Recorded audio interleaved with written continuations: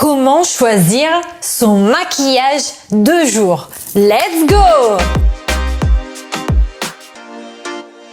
Hello, moi c'est Aurora, je suis italienne, je suis coach en empowerment au féminin et image stratégiste et ma mission c'est d'aider les girl boss à devenir des femmes stylées et charismatiques au travers du mindset de girl boss et de l'image. Car yes, l'image est un outil stratégique et quand on est capable de la maîtriser, on arrive à exprimer à l'extérieur qui nous sommes à l'intérieur et du coup on est 100% authentique et en étant 100% authentique on attire à soi les bonnes personnes et les bonnes choses de cette vie. Si tu es nouvelle sur cette chaîne, abonne-toi, je te laisse appuyer aussi sur la cloche des notifications pour ne rater aucune de mes vidéos et j'ai un cadeau pour toi, tu peux télécharger dans la barre d'infos un e-book 100% gratuit contenant les 7 pièces incontournables que chaque girl boss devrait avoir dans sa garde-robe. Si tu n'es pas nouvelle et que tu as envie de démarrer un vrai parcours, une vraie transformation pour devenir une femme stylée et charismatique et tu as envie de travailler le mindset et ton image, alors je te laisse aussi un lien dans la barre d'infos avec un petit questionnaire. Si tu y répondras, je te contacterai pour un call gratuit découverte où on verra ensemble si on peut travailler ensemble un coaching. Mais rentrons dans le vif du sujet. Ça aussi, ça a été une vidéo qui m'a été demandée plusieurs fois. Comment faire pour avoir un joli make-up des jours?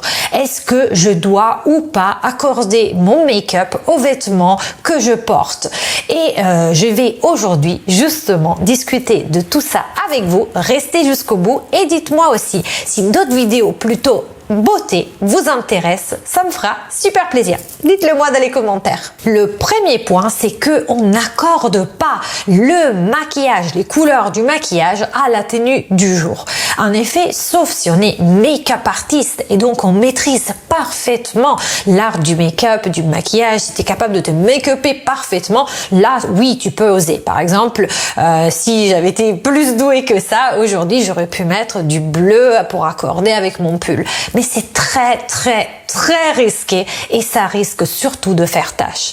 De plus, dis-toi un truc, si tu cherches un make-up du jour, c'est que tu veux aussi avoir un go-to make-up, quelque chose que tu vas maîtriser, que tu vas réaliser avec une vitesse telle que tous les matins, ça ne va plus te poser un problème de te make-upper parce que tu vas être capable de le faire. Donc, par définition, plus on s'entraîne à faire une chose, plus on devient bon à faire cette même chose.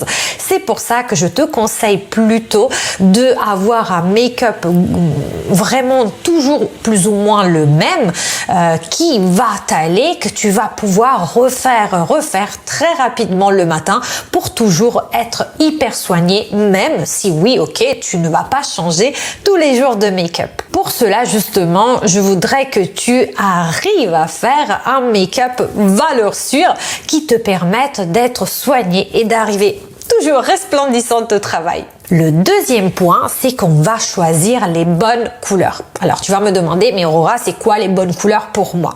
Pour cela, je te laisse référer à toute la playlist sur la colorimétrie, car en effet, pour savoir si c'est plutôt les make-up au sous-ton froid ou ceux au sous-ton chaud qui te vont, il faut que tu connaisses quelle est ta palette, quelle est ta saison. Et donc, dans cette playlist, je vais te parler de toute la colorimétrie. Si tu l'as raté, je te la laisse ici. Sache de toute façon que la palette de couleurs, des couleurs qui va t'aller pour tes propres vêtements, les couleurs qui te mettent en valeur, qui te donnent bonne mine, vont être à peu près les mêmes pour le make-up. En tout cas, si tu es plutôt make-up, en fait, si tu es plutôt sous-ton doré, donc un sous-ton chaud, à ce moment-là, ça va être justement les tons chauds, donc tout ce qui est par exemple pêche, tout ce qui est orangé, tout ce qui est rouge Ferrari, c'est tous ces nudes, même les beiges, mais des beiges assez chauds, un peu les beiges camel, etc. C'est toutes ces teintes-là qui vont aller et je te laisse ici un exemple de make-up nude au sous-ton chaud qui pourrait vraiment te mettre en valeur si tu es par exemple en termes de saison plutôt automne ou printemps, qui sont les deux saisons qui sont caractérisées par un sous-ton chaud.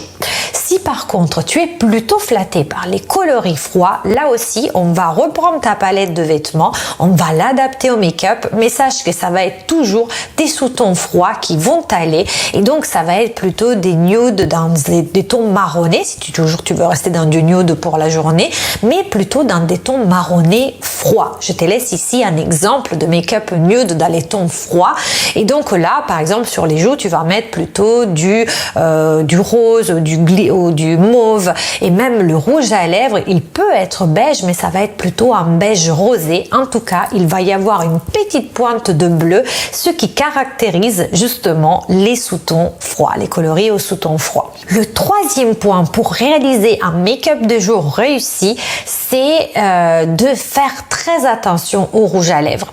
Alors, il n'est pas interdit pendant la journée de porter du rouge à lèvres rouge ou du rouge à lèvres orange, même si c'est assez intense. Si on arrive à équilibrer la chose et peut-être à avoir un make-up plus allégé sur les yeux, donc par exemple vraiment un voile de la même couleur que la paupière, juste pour unifier, pour éviter qu'on voit les petits vaisseaux, mais autrement, par exemple un trait d'eyeliner, du beau mascara, et il y a là, ça va aller comme ça. Là, à ce moment-là, on pourra aussi jouer avec du rouge ou du orange. Bien sûr, du rouge plutôt framboise, fruits de bois, donc tous les rouges bleutés qui ont une pointe de bleu justement à l'intérieur quand on a des sous-tons froids, et des rouges plutôt Ferrari orangés quand on a des sous-tons chauds. Mais ça, par contre, je te dis, fais attention au style de rouge à lèvres que tu utilises.